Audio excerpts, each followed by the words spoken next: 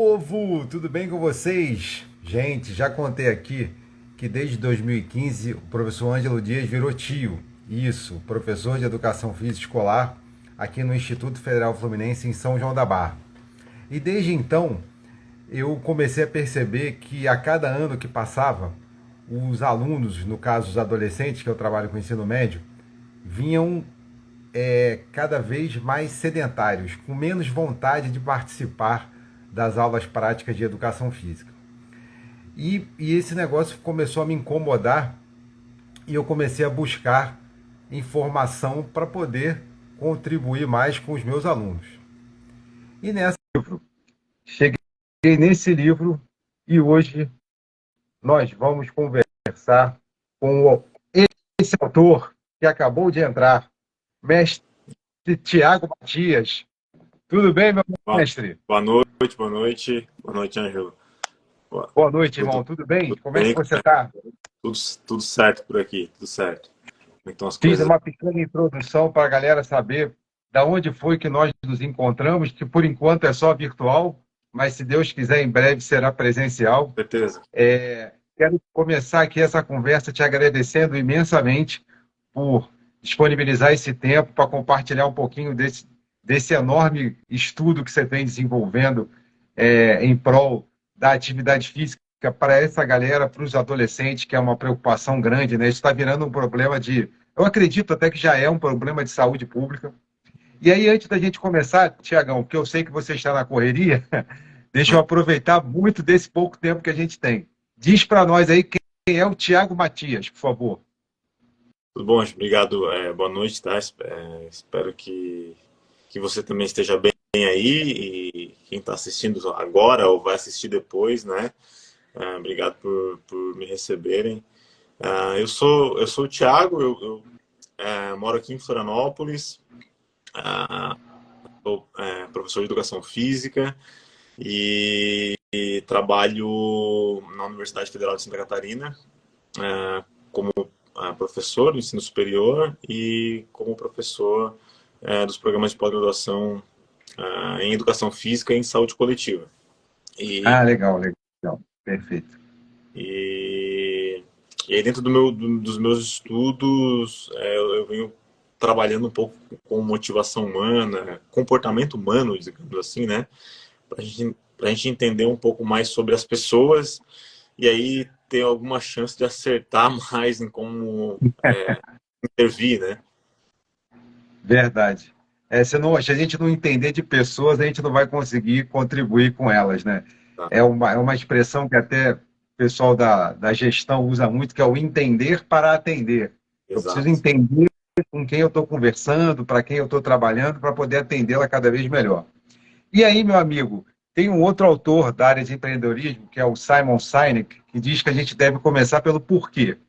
Então, vamos começar aqui tentando desvendar esse mistério, né? Por que que temos hoje, segundo a OMS, a Organização Mundial de Saúde, 84% dos nossos adolescentes, né, dos adolescentes brasileiros, com comportamento sedentário, mestre? Nos seus estudos, o que que você descobriu sobre isso, por favor?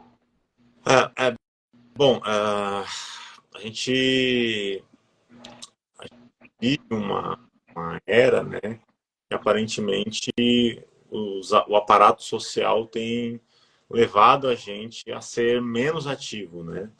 E ser menos ativo pode estar atrelado a opções mais sedentárias. Sedentarismo, então, comportamento sedentário são atividades que acontecem tocou aqui da live. É, É, acontece na posição sentada ou deitada, né, que não há aí gastos energéticos consideráveis. E, por exemplo, isso que a gente está fazendo aqui. Acho que é importante a gente, assim, do ponto de vista conceitual, a gente não partir do princípio da estigmatização do conceito, assim. Então, uma das coisas que é importante a gente ter claro, assim, é que tem muitas coisas que a gente faz em comportamento sedentário que são muito importantes. Por certo. exemplo, por exemplo estudar, uh, ler um livro, né? assistir um bom filme na companhia dos pais, por exemplo, né? Então, a gente tem que tomar esse cuidado, assim, enquanto área, sob pena da gente, por exemplo, estigmatizar os jogos de videogame, né? Como é algo do senso comum, né? E o videogame, por exemplo, pode oferecer um monte de contrapartidas para esses jovens, né? De diversão, de interação, de habilidades cognitivas, aprendizado de idiomas estrangeiros, Verdade. coisa que muitas vezes nem a escola é capaz de fazer, né? A gente passa muitos anos na escola e tem dificuldade de aprender inglês na forma tradicional, como muitas vezes o inglês é ensinado. Mas isso não significa que o abuso, né, ou o tempo excessivo nessas atividades não possa fazer mal com a nossa saúde. A gente tem mostrado que potencialmente estar muito tempo em comportamento sedentário pode fazer algum mal, por duas razões. Pelo conteúdo que a gente consome, então acho que essa é uma discussão importante. Conteúdo, o que nós estamos fazendo, né, enquanto estamos sentados. E porque existe uma relação de alocação do tempo. Se eu estou com comportamento sentado, eu não estou fazendo, eu não sou ativo, né? As duas coisas não coexistem. Então, o tempo ele é objetivo nesse sentido. Mas esses dados eles são bastante preocupantes, né? Essa observação de que mais de 80% da população de jovens, né, de adolescentes, são insuficientemente ativos a partir dos pontos de corte que a Organização Mundial da Saúde e as recomendações internacionais e a nacional também, né? Que é de 150 minutos de atividade física moderada vigorosa. Enfim, aí tem uma discussão, que é um ponto de corte bastante rigoroso até, mas enfim, é isso que a gente entende.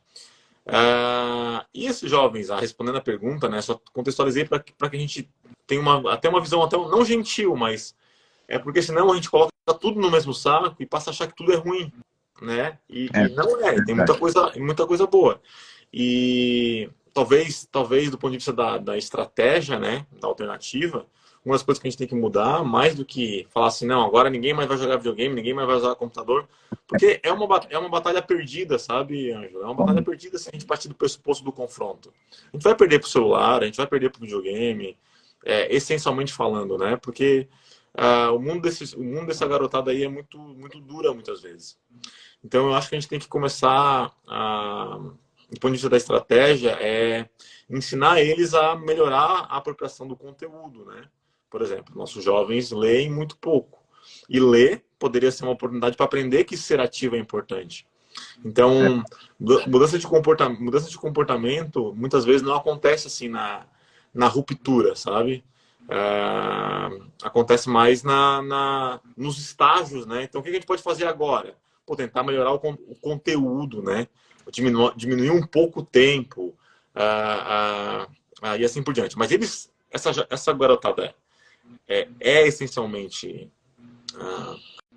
pouco ativa por uma relação de contrapartida mesmo. Eles encontram melhores contrapartidas nas atividades sedentárias do que nas atividades ativas, né? É uma questão de opção. Então, tem dentro daquilo que a gente vem estudando aqui, né? A gente parece assim que existem 4 grandes necessidades ou urgências que fazem a gente se mexer, assim, né? Que são coisas simples, na verdade, assim, até meio óbvias, né?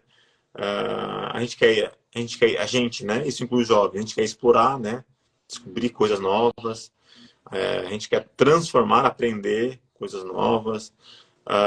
Sentir afetos, emoções, né, positivas, negativas também. A gente quer se conectar com pessoas. E muitas vezes o celular, a rede social, tem oferecido isso para os jovens, né? Tem dado isso para eles de forma prontamente e isso gera essa apropriação, às vezes, excessiva dessas ferramentas. Então, as nossas aulas de educação física, por exemplo, vão ter que ser boas o suficientes. Nosso esporte vai ter que ser bom o suficiente. A rua, né, o ambiente vai ter que ser seguro o suficiente para permitir que esses jovens encontrem nesses espaços também oportunidades para explorar, para aprender, para se conectar, para ter emoções e assim por diante. Fácil não é, mas essa galera, um jovem, é só lembrar da gente, né? A gente deu conta de fazer, dava para fazer um pouquinho de tudo, né? Então acho que essa é a visão mais real, assim. Eu acho que a visão mais real é entender que esse jovem ele pode fazer um pouco de tudo. Ele pode estar um pouco no celular, ele pode estar um pouco no videogame, ele pode estudar, ele pode jogar, ele pode correr, ele pode. Só que a gente vai precisar melhorar o ambiente dessa garotada aí, porque senão aquilo que é mais fácil, né, que é mais pronto, tipo um celular, acaba atraindo mais a atenção deles. Mas aí, mestre, com base na sua experiência e até porque depois, se você puder trazer para a gente um pouquinho do protocolo que você está trabalhando em cima da motivação, inclusive, parabéns aí que você estava acompanhando à distância o curso que você ministrou para os professores aí. Fiquei com muita vontade de estar aí com vocês, mas aí por conta de trabalho eu não consegui. Mas o que acontece? Você está trazendo aí aquela ideia já milenar de que o problema está na dose, né? A diferença entre o veneno e o remédio está na dose. Então, o que a gente tem que fazer aí é uma modulação do que está acontecendo com essa garotada. Mas aí, meu mestre, baseado no que você escreveu no livro, né? E o que você tem experimentado com os outros colegas nossos que trabalham com você, e nesses lugares, e você é legal que você não tá levando isso só para a escola, você, por exemplo, levou isso hoje para um box de treinamento funcional, enfim, a motivação ela extrapola, é humana, né? Não é para o jovem só, mas o jovem é um caso muito especial que a gente precisa dar uma atenção maior.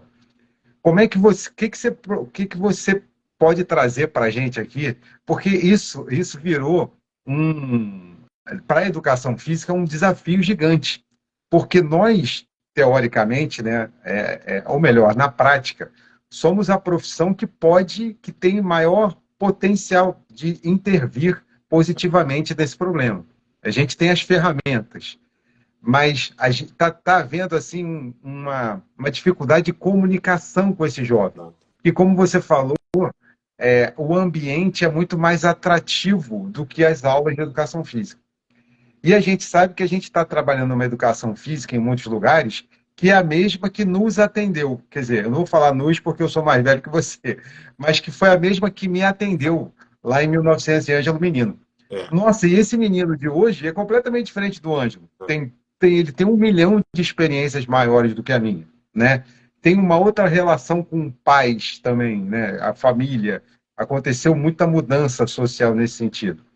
E aí, o que a gente, pobre mortal, professor de educação física, pode fazer para tentar trazer esse garoto de volta para o movimento?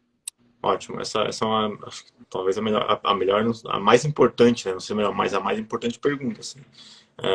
E tá, Tá ok. ele vai tocar aqui algumas vezes agora que eu não vou conseguir desligar, mas Sem problema. então eu falo, eu me coloco assim na condição de falar isso com alguma tranquilidade, porque eu também trabalhei na educação básica por muitos anos, assim. Então eu lidei essencialmente com esses jovens do ensino médio. O que eu acho, assim?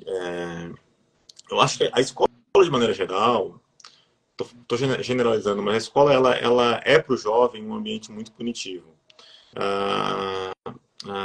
E o jovem carrega constrói, né, essa ideia de punição muito fortemente, assim. Isso na adolescência é potencializada porque esse jovem muitas vezes não se percebe compreendido, assim, né? Parece que a escola não consegue entender o que ele fala quando ele tem espaço de fala. Claro que é uma generalização, né? E a escola que eu trabalhei, por exemplo, fazia o contrário disso. Mas a gente tem uma tendência, eu trabalho apesar de estar na graduação, eu trabalho com as fases iniciais da graduação, né? Eu, particularmente, acho que a gente subestima demais essa galera, sabe? Então, a gente parte do princípio que eles não querem, ou que não gostam, ou que são desinteressados. E eles são muito interessados. Eles talvez não sejam interessados por aquele formato, pelaquela ideia, né, que está ali pré-concebida. Então, eu acho problemático, por exemplo, um aluno do ensino médio, altamente capaz, né, com 15, 16, 17 anos, não participar das decisões sobre o conteúdo, sobre o formato da aula, ou, ou a ele não ser permitido, por exemplo, ter outros papéis que não só o do jogador, né? Porque a educação física pode ser esse espaço, né? Não faz educação física só quem joga, essencialmente. E há um acúmulo de experiências aí negativas ao ponto de eles não se sentirem competentes suficientes para se expressar, por exemplo, nos esportes mais tradicional. Então, a educação física ela é ótima para alguns, os que sabem jogar. Provavelmente nós, né, que inclusive cursamos um curso, né, tivemos boas experiências na educação física, mas ela é terrível para outros que se percebem menos competentes e aí quando eles falam, né, eles falam que não gostam, que não querem e assim por diante. Eu vou dar um exemplo próprio, assim. Uh, uh, eu, quando trabalhei conteúdos como dança, por exemplo, eu parti do princípio que nem todo mundo precisava dançar. E fazer isso permitia, por exemplo, que os alunos pudessem ter outros papéis na condução das coreografias, seja como o próprio coreógrafo, seja como filmmaker, então usava do próprio celular deles, que estava na mão deles, para filmar os clipes, seja como os bailarinos e as bailarinas. Então, é possível, por exemplo, dinamizar uma aula de dança no contexto da educação física, pensando em outros papéis que não só o da dança. E aí isso faz com que eles se sintam um pouco mais pertencidos, sabe? Assim, a gente abre um pouco a guarda. Esse é um ponto, assim.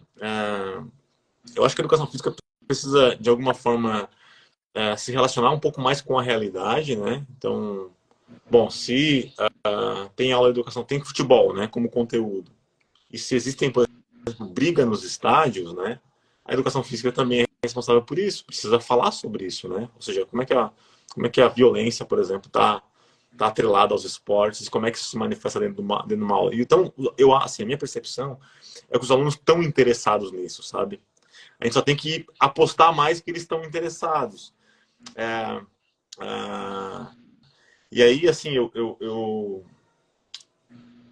acho que a gente precisa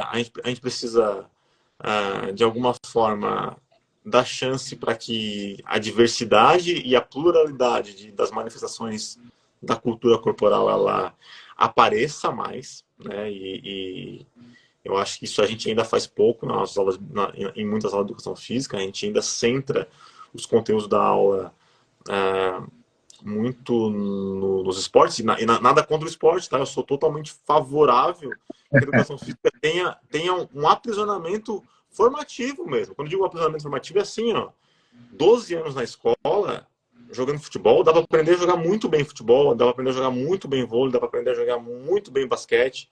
Eu acho que a educação física teria essa função, né, de instrumentalizar ao ponto de que quando os alunos saem da escola, eles sejam capazes de fazer fora da escola. Eu dei o exemplo da disciplina de inglês, né? Mas acho que a disciplina de inglês, a disciplina de educação física, são bons exemplos de o quanto muitas vezes a gente não é capaz de conversar com a vida fora da escola. Então, hoje, né, esses jovens que têm aí as redes sociais, têm muitas informações sobre inglês, né, sobre o idioma inglês, recebem, né, desde o botãozinho que aperta lá, que fala join, né, ou subscribe. Eu acho que os professores de inglês, por exemplo, poderiam aproveitar disso para dinamizar as aulas de educação física, ao invés de centrar o esforço no verbo to be, por exemplo. Não, o verbo to be poderia ser a consequência e não a causa. Então a gente parte da causa para tentar olhar para a educação física e não as consequências. Então, assim, é uma pergunta importante, como eu falei, né? E a resposta, obviamente, ela não é tão simples, né? Se fosse simples, nós já teríamos resolvido esse problema. Mas eu acho que a gente inverter um pouquinho a lógica, sabe? Colocar eles um pouquinho mais diante do protagonismo, pegar essas redes sociais todas que eles usam aí, né? Essas danças, né? Então, se eles querem dançar tanto fora, né? Se hoje tudo é dancinha, por que a dança não pode estar por que a dança não pode estar na aula de educação física? Essa é uma pergunta que a gente tem que fazer. Isso vai desafiar os professores? Vai desafiar os professores. Mas talvez seja uma forma de iniciar por aí, né? E aí dessa dança da rede social, a gente pode ir para uma dança mais formal, e da dança pode ir para um esporte ou para uma outra manifestação cultural. Então, esses jovens, eles querem ter um pouco mais de protagonismo, assim, de maneira geral, né? E aí, acho que isso pode ajudar a facilitar a motivação deles. Vou aproveitar que você usou uma palavra aí, porque quando a gente pensa em movimento, né, nessa questão com os adolescentes, a gente percebe que a gente está vivendo um. Engraçado que eu me dei conta disso vendo um capítulo de uma novela do lado da minha mãe, onde apareceu uma cena de um menino que vivia dentro de casa, trancado no quarto, jogando videogame. O pai era professor de história, a mãe advogada, e eles não sabiam como falar para o filho: filho, sai daí, vai para a vida, vem viver e tal. E aí, e aí esse menino na escola também era introspectivo, não falava com ninguém, voltava para casa correndo, né? Era um bom aluno, inteligente e tal, mas não se comunicava bem com as pessoas. E aí aparece a cena do avatar que ele escolheu para representá-lo lá no mundo virtual. E era um cara forte, bonitão, atlético. Então, assim, existe um componente emocional nessa história gigante. E a gente percebe que os pais não sabem lidar com isso, os professores não sabem lidar com isso, e mesmo o adolescente, que é o nativo digital, que nasceu já praticamente com o celular na mão, ele também não sabe dosar isso, né? Então, essa comunicação entre essas gerações seria muito importante, porque a geração mais velha é que pode mostrar para ele esse papo que esse dado que você trouxe agora, de dosar o tempo. Eles não têm essa noção, porque eles já nasceram com o negócio na mão, eles são nativos digitais. Quando a gente fala isso para eles, eles não nos entendem. Falam: olha, isso aqui eu vivo com isso. Né? Eu Exato. fiz até algum experimento uma vez, pedi para eles guardarem o celular, eu só consegui ficar assim 20 minutos, porque os garotos começaram quase que a estar em tetania muscular, porque não estava com o celular na mão. E aí, mestre, como é que a gente consegue também quebrar esse paradigma dos professores, né? De também, assim, eu adorei quando a gente estava bolando o texto para a legenda, que você levantou essa questão já na nossa conversa inicial, Ângelo. A gente não há culpados, né? Somos todos responsáveis. E eu falei: é verdade. E aí, como é que a gente assume o nosso papel, quanto professor, de responsável também por esse processo? E o que a gente pode mudar, né, no nosso paradigma de achar que a gente que está certo? Não tem ninguém certo nessa história, é tudo novo para todo mundo. Como é que a gente pode trabalhar isso melhor? Ótimo, ótimo. Eu acho assim, do ponto de vista conceitual, você tocou num ponto que é importante, assim, que são esses aspectos afetivos, emocionais, né? O que a gente busca na vida, né? O que esses jovens estão buscando? Essa é uma pergunta que a gente tem que fazer. O que eles querem ali? Ou por que eles passam tanto tempo jogando videogame, por exemplo, né? Eu tinha alunos, quando eu dava aula no ensino médio, que não conseguiam acordar de manhã para ir para aula porque passavam a noite Eu tenho jogando. vários. É isso mesmo. Eu tinha Isso é alunos comum, é comum. comum, né? Eu tinha alunos que usavam fralda geriátrica para poder fazer xixi e cocô nas calças para parar o jogo. Então existe uma dimensão patológica aí nesse. A gente tem que se perguntar o que eles estão buscando, o que esse ambiente fornece, né? Para essas. A gente, né, conceitualmente falando, a gente tem aquilo que a gente chama de necessidades psicológicas básicas. E até no curso que eu ofereci nesse final de semana eu falei sobre isso. Sim, é como se a gente nascesse com um balde. Cada um nasce com um balde. E esse balde, pelas circunstâncias da vida, ele vai sendo furado, né? E ao sendo furado, as coisinhas vão sendo drenadas, né? Nossas energias vão sendo emocionais, vão sendo drenadas por ali. E o que alimenta essa energia, que enche esse balde novamente e conserta o balde, são as necessidades psicológicas básicas. Existem várias necessidades psicológicas básicas reportadas na literatura, mas tem uma teoria muito boa que vai falar em três grandes necessidades, que é a necessidade de ser autônomo, necessidade de ser competente, necessidade de ter vínculos positivos.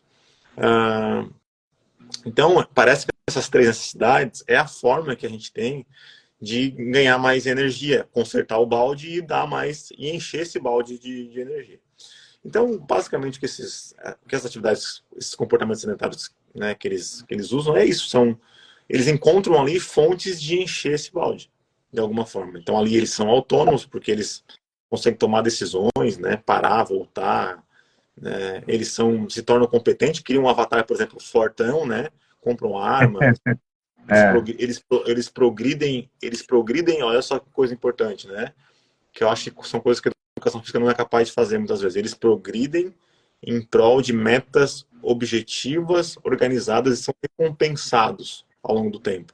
A educação física não consegue, sabe? Isso é uma estratégia da isso aqui motivação. valia. Se a gente tivesse um podcast, isso aqui já era um corte, professor. Dá para você repetir isso aí? Que é o processo de gamificação, né? Não é só ninguém, não é necessariamente gamificar. Por exemplo, se a gente olhar para as lutas, né? O judô, né? Um lutador de judô, ele é um lutador para sempre, né? Assim, ele é aquele que, porque o judô oferece isso, né? Uma relação em que você progride a partir de critérios que são técnicos, a partir de critérios que são éticos, a partir da tua experiência com teus colegas, a partir da tua higiene. Então, o judô é uma modalidade esportiva que criou um sistema que permite gerar estratégias motivacionais a partir dessa possibilidade de melhorar o meu avatar, né? E aí ele dá esse valor às faixas. E esse é um exemplo de estratégia que, por exemplo, a educação física não consegue fazer. Os alunos da educação física, de maneira geral, não melhoram. Eles só melhoram porque eles ficam mais velhos, mas não porque eles aprenderam a jogar a modalidade, não porque eles ficaram mais habilidosos. Então acho que falta um pouco assim essa dimensão ensinar, sabe? Ensinar bem, a jogar, para entender mais de tática, entender mais de técnica. Então é isso, assim, quando eu, por exemplo, que sou professor de handebol, né? Quando eu vou para a escola ver as aulas de handebol, o que eu observo, né? O professor que não sabe da regra, que não sabe usar o implemento da forma correta, que não sabe as estruturas técnicas e táticas mínimas, que não sabe os fundamentos do jogo, que não sabe. É isso, então, entende? Tem uma questão que é. E aí eu não consigo. Se eu não sei isso, enquanto profissional, tô pensando só na minha modalidade aqui, né, no handebol, é muito difícil pensar em ser o judô, em dar condições para que ele progrida. Então o aluno olha para aquilo e ele acha ridículo. Essa que é a verdade. Ele olha assim e fala, cara, ele saca, sabe? Quando eu digo assim, ele saca, o aluno saca que as coisas não, para ele não fazem muito sentido. E aí ele vai para o ambiente onde a coisa para ele tem sentido, que muitas vezes são esses ambientes que e claro, não é, de novo, não é uma crítica vazia. Eu tô me criticando, né? Claro, Das vezes, claro. das vezes em que eu, por exemplo, não fui capaz de oferecer mais, de extrair mais do meu aluno. E aí eu ficava lá naquele jogo aquela coisa meio burocrática, ou repetitiva, ou pouco planejada, ou pouco organizada, se apropriando pouco da regra, né? Estou pensando aqui, eu dando aula de vôlei, por exemplo, eu não entendo muito bem. Então eu carrego a sensação comigo que eu, de alguma forma, eu perco pro videogame mesmo, né? Porque lá no videogame ele consegue ser. Claro que assim, filosoficamente é mais fácil falar, né? Aqui É. é mais fácil. Não, é Mas não. porque eu tô, tudo que você tem trazido aqui, toda vez que você começa a falar, eu viajo lá para minha quadra, para a sala onde eu trabalho e tal. E algumas estratégias eu tenho utilizado. Mas uma coisa que é um outro desafio dentro que os colegas enfrentam, né? Porque isso não é do Ângelo, é geral, é que muitos alunos querem o horário da educação física como recreio. É, Quando você traz para ele essa ideia da regra, né, de que você tem que aprender a jogar, eles não sabem jogar, mas querem o jogo. E exato. aí o jogo ficou horrível, mas eles não. Aí quando você começa, por exemplo, voleibol é um negócio totalmente antinatural, né? Diferente do handball, que É, arremesso é uma coisa natural. é. Agora, toque e É manchete, muito. amigão, você não faz isso Não tem na jogo. sua vida. Não, não tem jogo. E aí, quando você não sabe dar um toque, dar manchete, não tem jogo. E aí você propõe, por exemplo, vamos começar com câmbio, né, passando a bola. Eles não querem, professor, isso é um saco. É, Eu não, pô, vamos para o jogo. Eu falei, filhão, mas você não sabe exato. jogar. Então não vai ter jogo. Não é melhor um câmbio bem feito do que um voleibol mais ou menos. A gente vai chegar no É, voleibol. Mas eles não têm, eles não querem a impressão que sabe aquela ansiedade que o videogame traz? Você clica, já chegou, as exato, respostas são muito rápidas. E aí exatamente. você fala em progressão pedagógica, começar do mais, né, do mais fácil para o mais difícil. Eles já querem ir lá no difícil mesmo sem saber. Exato. Como é que a gente lida com isso, Olha, mestre, por favor? essa é uma boa consideração, assim, né? A gente está lidando com, potencialmente, eu posso dar o exemplo do meu filho mesmo. Meu filho tem dificuldade de assistir coisas, ele tenha, que ele seja pequeno, ele tem um tempo de tela bastante controlado, ele tem dificuldade de lidar com o intervalo, por exemplo, por exemplo, uma propaganda, né? Porque para ele, propaganda é perder Muitíssimo. tempo, né? É Nós, verdade, às vezes, tínhamos que esperar uma semana para poder ver novamente o episódio. Então, verdade. a relação de tempo realmente mudou. E, assim, eu estou aqui protegendo, entre aspas, os jovens, né? Ah, mas assim, não dá para perder de vista, né? Que existe uma cultura pouco estabelecida sobre o papel e a função da atividade física no contexto da escola, né? Assim, a gente ainda, infelizmente, se perguntar para mim, bem honestamente, assim, numa conversa de bar, se perguntar para mim assim, o que você acha da educação física na escola? Eu vou falar assim, ó, olha, eu acho que a escola deveria ser só educação física. Eu realmente acho. Eu realmente acho. Por outro lado, porque eu não tenho dúvida que dá para aprender tudo se mexendo. Não tenho dúvida. Dá para aprender tudo brincando, jogando. Não, não me parece que a única forma de aprender é aprisionando as crianças nas carteiras, por exemplo, durante 4, 5 horas. Isso sim é É, antinatural, né? Assim, né? No sentido é, a, da necessidade que a escola criou historicamente, e tem uma raiz filosófica para isso, né? De que para aprender alguma coisa nós teríamos que acomodar o corpo. E aí a educação física é esse espaço de liberdade, em tese, né? Tanto é verdade que as crianças do ensino básico, dos primeiros anos do ensino fundamental, quando tem aula de educação física, a primeira coisa que eles fazem é gritar, primeiro, segundo aninho, né? é, Eles gritam por quê? Porque eles estão manifestando a liberdade, né? Eles estão manifestando a possibilidade de sair daquela coerção que para elas é muito violenta. O que acontece de forma muito rápida é que as crianças se condicionam, a gente é bicho, né? Então a gente aprende a lidar, ou se condicionar, uns mais, outros menos, uns mais chamados bagunceirinhos, outros menos. O bagunceiro muitas vezes é ele tentando romper com aquele ambiente ali que para ele é muito antinatural na medida que a vida dele exige movimento. Mas enfim, essa é uma outra parte da história. E ah, então assim, não dá para ser injusto com nós, conosco professores, né? Não dá para ser injusto, porque as condições em que a nós é apresentada, elas são às vezes conflituosas, elas são. Eu acho que nós, né, Ângelo, estamos em condições bastante privilegiadas, pensando do ponto de vista das instituições que a gente ocupa uma posição. Então, nosso ponto de fala ele é mais confortável. Isso tenho muito claro. Aí, muitas vezes, o professor de educação física tem que lidar com turmas lotadas, com várias turmas ao longo da semana, pouco espaço para planejamento, se é que existe. tem.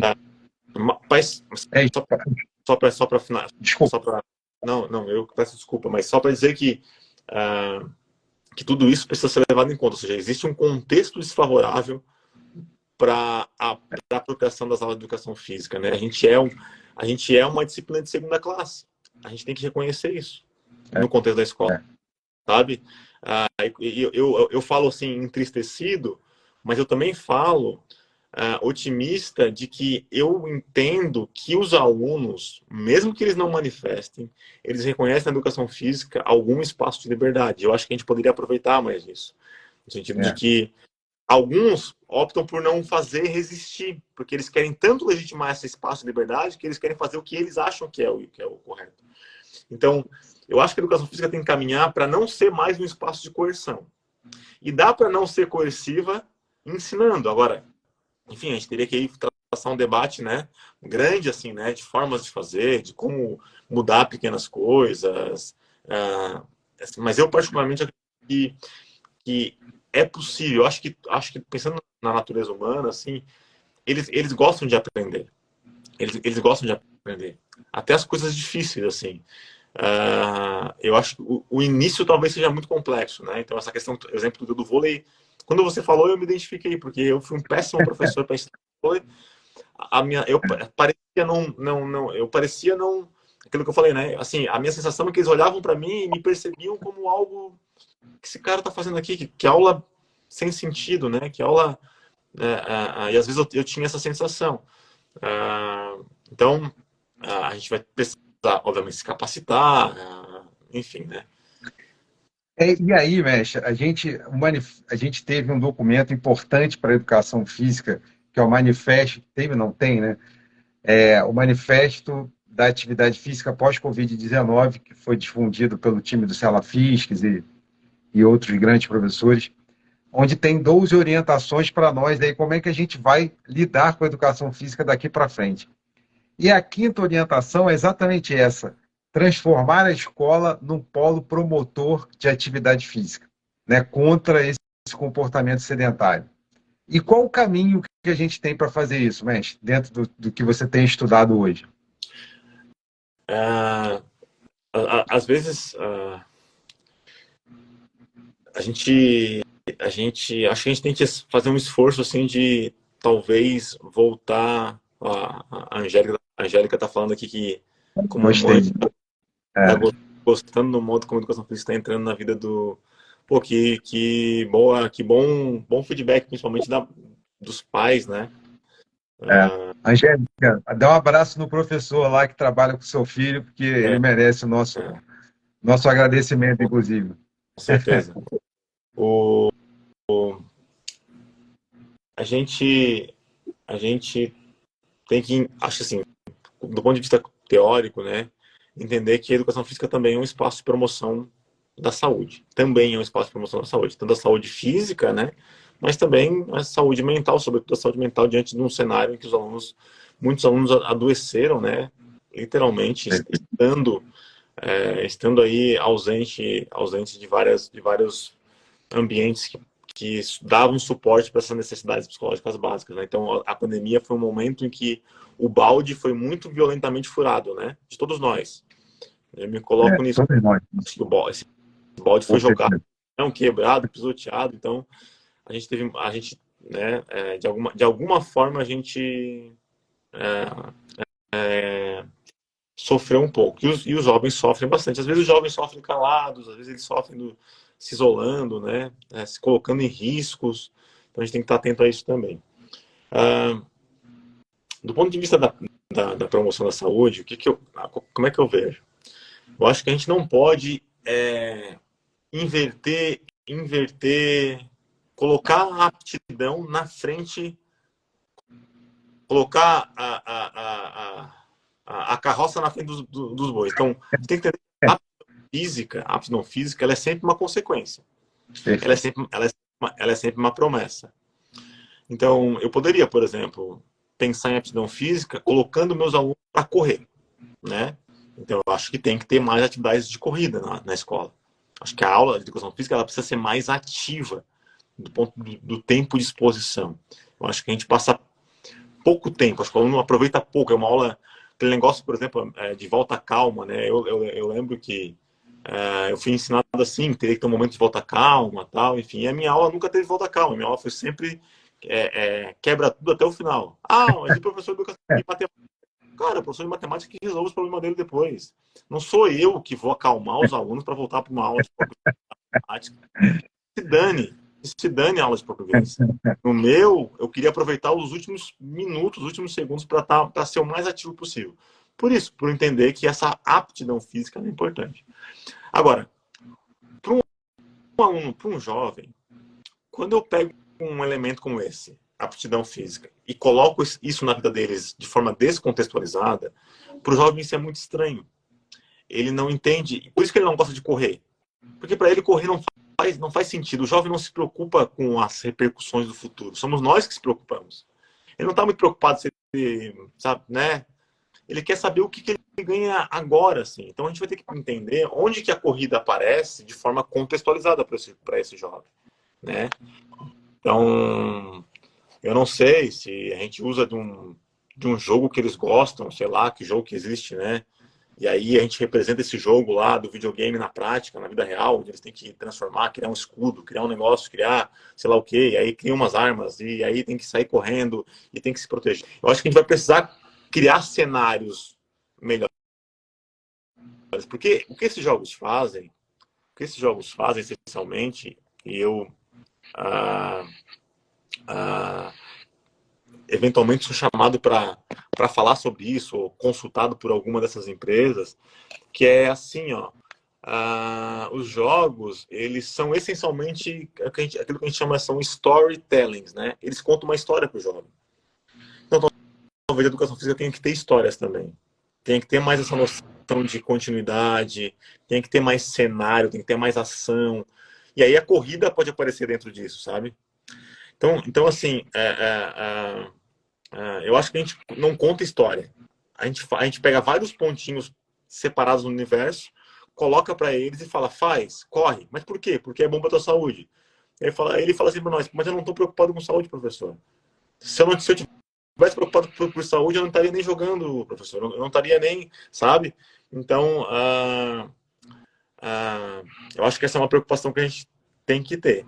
Agora, as escolas, e aí eu falando da escola como um todo, não só como educação física, né? A escola deve, inclusive está escrito no guia, né? No capítulo lá dos jovens, que é o capítulo que eu sou um dos autores, e a gente fala isso claramente, assim, olha, as escolas devem prever no seu projeto político-pedagógico a discussão sobre aptidão física, sobre saúde, de forma transversal. Então, isso é responsabilidade da disciplina de biologia, isso é responsabilidade da disciplina de português, de matemática, é responsabilidade da estrutura da escola e, eventualmente, favorecer com que a escola tenha tempos livres, né? Que o recreio seja um recreio que oportunize que eles joguem mais, que os corredores se transformem em grandes pistas de corrida, sabe?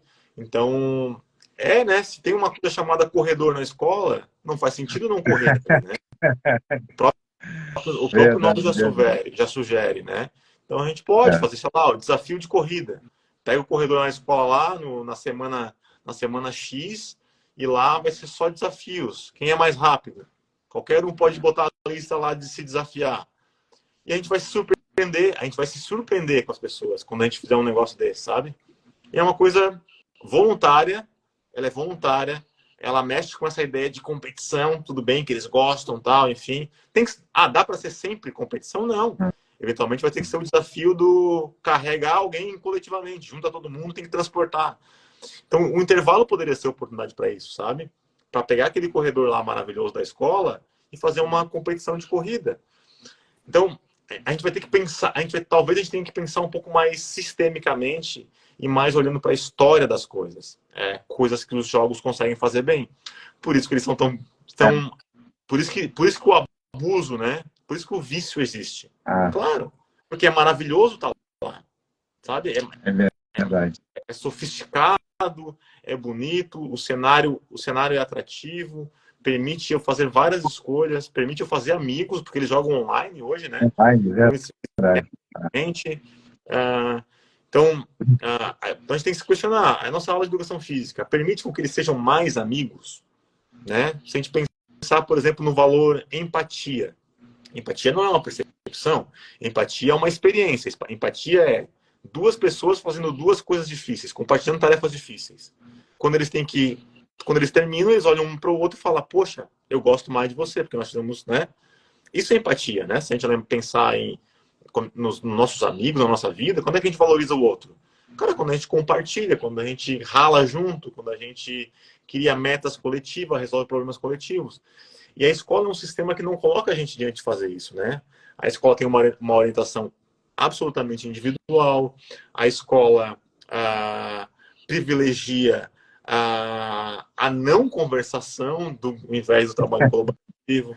Então, esses problemas, né, que a escola enfrenta, desemboca tudo na educação física, sabe? Isso desemboca tudo ali.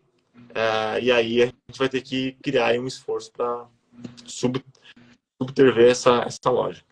Mestre, sensacional. Eu estou aqui igual foca no circo, assim, aprendendo demais com você. Você já trouxe bastante coisa para nós da educação física, mas como eu estou aqui agora, eu já até ultrapassei o tempo que você disse que tinha para nós.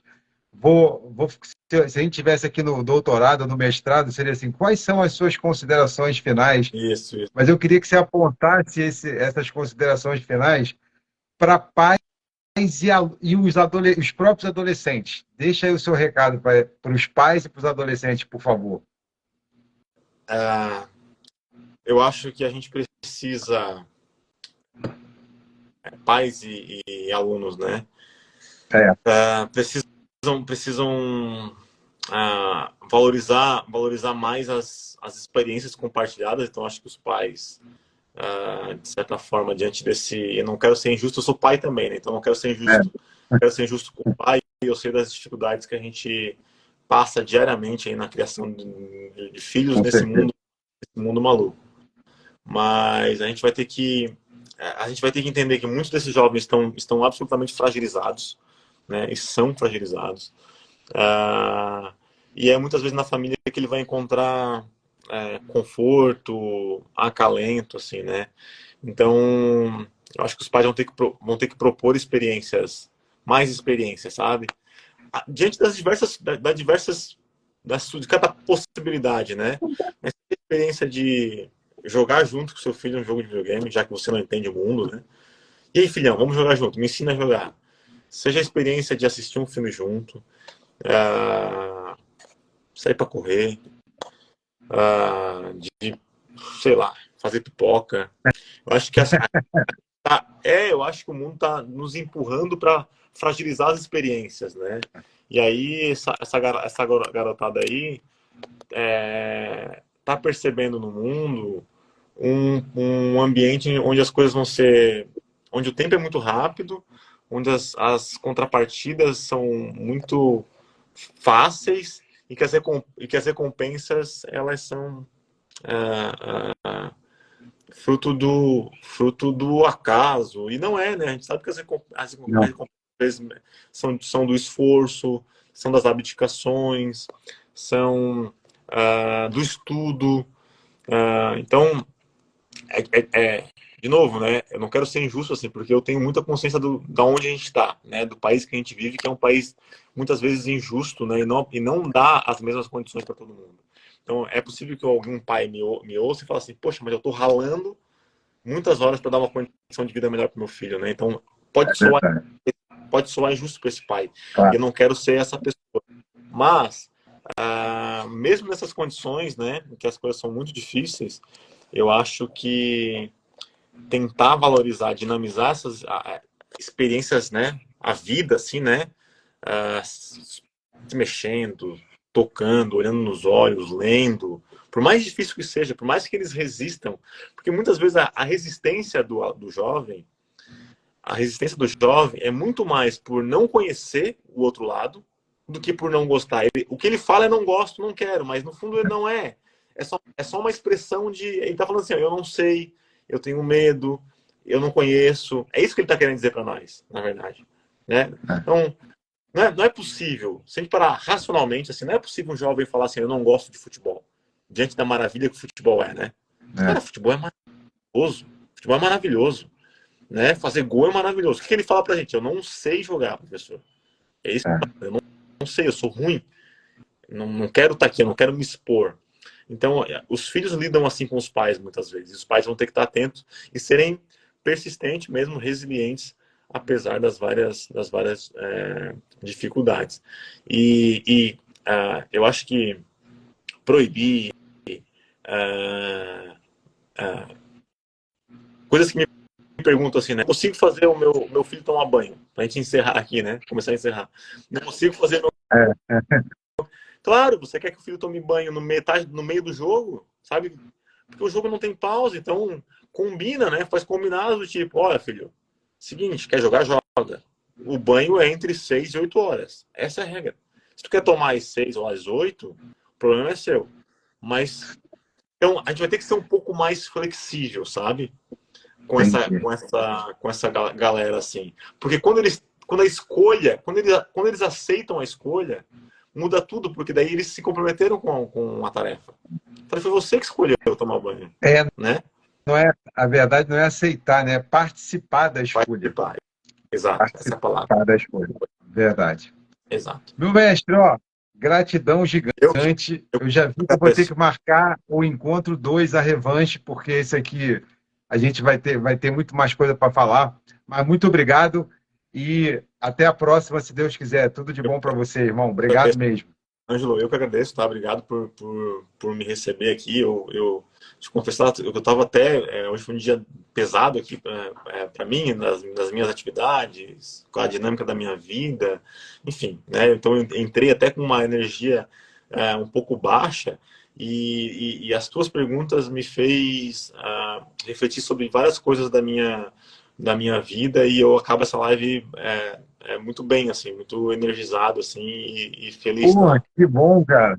Que bom, porque é recíproco. Eu estou sentindo a mesma coisa e eu vou voltar a te procurar porque eu quero trabalhar com você nessa pesquisa para a gente trazer aqui para o Instituto Federal Fluminense. Tá bom? Valeu, Obrigado, valeu. meu irmão. Um Fica com abraço. Deus aí. Abraço na família. Tudo de bom aí. Tchau. Tchau.